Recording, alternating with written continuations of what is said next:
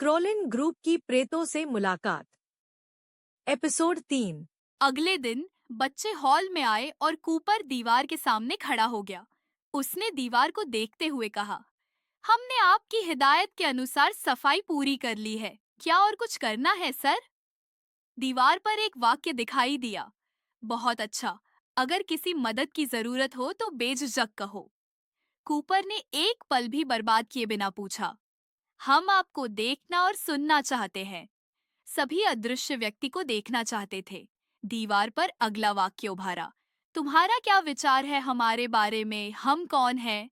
क्रोलिन ने बिना डरे कहा, हम सोचते हैं आप कोई स्पिरिचुअल पावर है। सही कहा, हम आत्माएं हैं और वर्षों से उन इंसानों का इंतजार कर रहे थे जो हमें देख और सुन सके। 15 दिन पहले कुछ नाविक यहाँ कुछ दिन ठहरे थे, लेकिन जैसे ही उन्होंने हमारी उपस्थिति को महसूस किया, वे अपने खाने का सामान लिए बिना ही यहाँ से भाग गए। जो चीजें तुमने किचन में देखी हैं, वे उन्हीं की हैं। मुझे पता है कि तुम बहुत बहादुर बच्चे हो, लेकिन क्या तुम बिना डरे भूतों से मिलने के लिए तैयार हो? क्रोलिन यह पंक्तियां सबके लिए पढ़ रहा था। भूतों की बात सुनकर बच्चे थोड़ी देर के लिए डर गए, क्योंकि उनके मन में यह छवि थी कि भूत हमेशा इंसानों को नुकसान पहुंचाते हैं। लेकिन इस बार उनका अनुभव अलग था। बच्चों ने कहा, अब हम आत्माओं की उपस्थिति को स्वीकार करते हैं।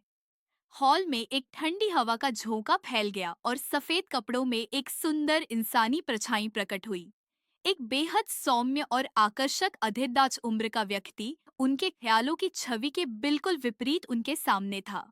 उस परछाई ने कहा, मेरा नाम ब्राइट है। मैं जब जीवित था तब एक वैज्ञानिक था। बच्चे उसकी इंसानों जैसी मौजूदगी से प्रभावित हुए और अब वे उसे सुन भी पा रहे थे। वे ब्राइट के बारे में और जानना चाहते थे।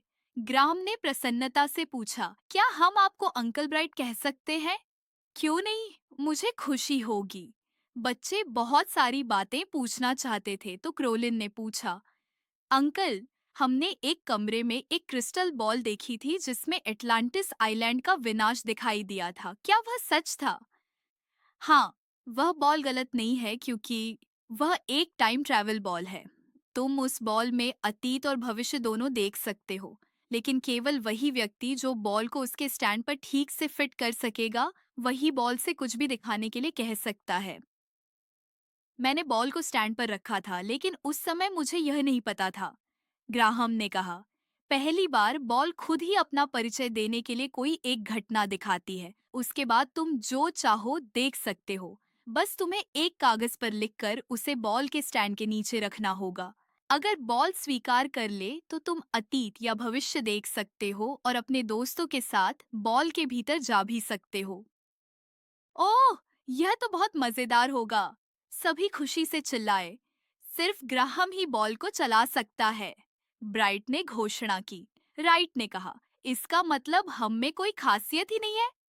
नहीं मेरे बच्चे, तुम सभी के अंदर खास और असाधारण गुण हैं जिनके बारे में तुम नहीं जानते। उदाहरण के लिए मैरी के अंदर एक विशेषता है। अगर वह थोड़ा ध्यान लगाए तो वह किसी भी झूठ को पकड़ सकती है। मैरी ने आश्चर्य से आंखें खोलते हुए कहा, ओ नहीं, मुझे तो पता ही नहीं था। ब्राइट ने आगे कहा, मेट के पास भी ध्यान की शक्ति है जिससे वह भविष्य की घटनाओं का संकेत प्राप्त कर सकता है। यह एक बहुत अच्छी बात है। बच्चों ने आश्चर्य से मेट की ओर देखा। ब्राइट ने पूछा, क्या तुमने एक छोटा और सुंदर सा सुनहरा बॉक्स देखा है जिसमें एक छोटा पत्थर और एक पेंसिल रखी हो? अगर हाँ, तो वह बॉक्स और एक काला कागज लेकर आओ।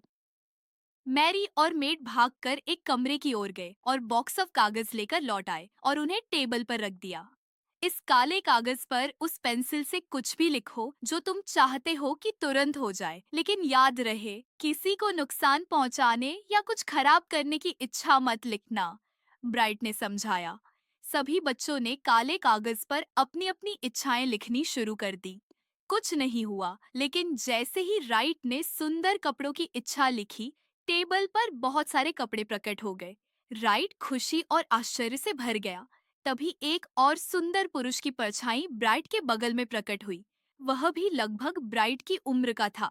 उसने अपना परिचय दिया, मैं नील हूँ, जब मैं जीवित था तब इस पेंसिल का आविष्कार किया था, लेकिन मैं इसका उपयोग नहीं कर सका। अब मुझे खुशी है कि राइट इस पेंसिल का उपयोग कर सकता है। Thank you sir. क्या मैं यह पेंसिल रख सकता हूँ? राइट ने पूछा। हाँ, रख सकते हो, लेकिन याद रखो यह केवल काली बैकग्राउंड पर ही काम करेगी। अब बताओ, तुमने कपड़े ही क्यों मांगे? देखिए, हमारे कपड़े धूल में बहुत गंदे हो गए हैं और हमारे पास ज्यादा कपड़े नहीं हैं, इसीलिए मैंने कपड़े मांगे। राइट ने मासूमियत से कहा। अरे, यह तो बिल्कुल सही है। नील ने हंसते हुए कहा। बच्चे अब जानना चाहते थे कि बंगले में और कितनी आत्माएं हैं, लेकिन उन्होंने कुछ नहीं पूछा। ब्राइट ने कहा, उस कोने से एक लोहे की स्टिक उठाओ और सुनहरे डिब्बे से पत्थर निकालो और एक एक करके स्टिक से छुओ।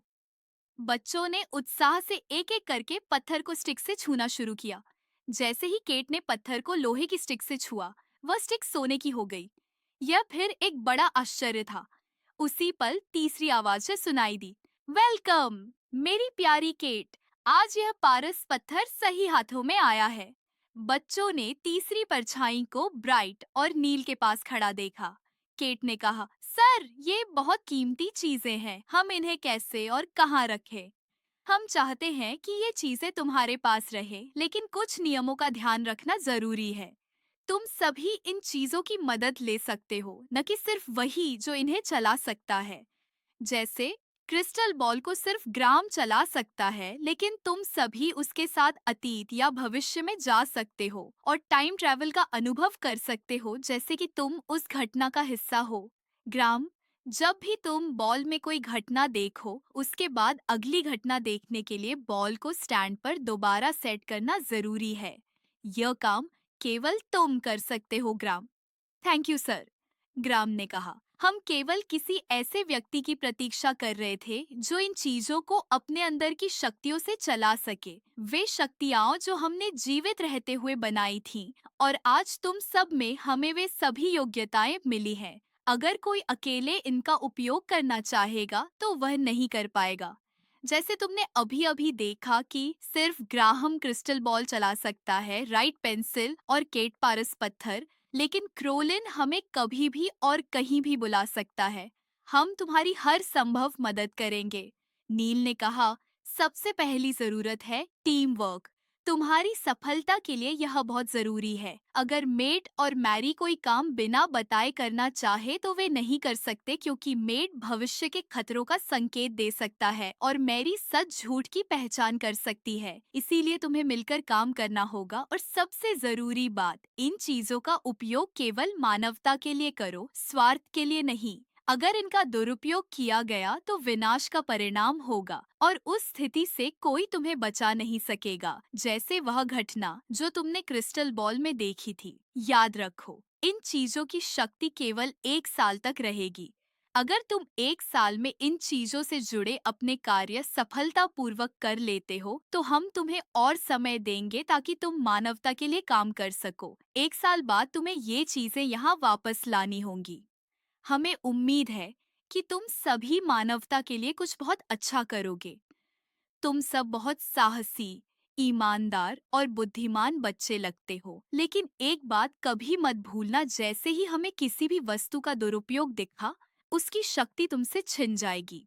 अगले एपिसोड में जादुई पेंसिल का रहस्य। और हाँ, आगे की कहानी देखने के लिए प्लीज सब्सक्राइब जरूर करें। लाइक, शेयर और कमेंट देकर हमें बताएं कि बच्चों की अगली रहस्यमय चुनौती क्या हो सकती है। तब तक के लिए स्वस्थ रहें, खुश रहें और हमारी कहानियां देखते रहें।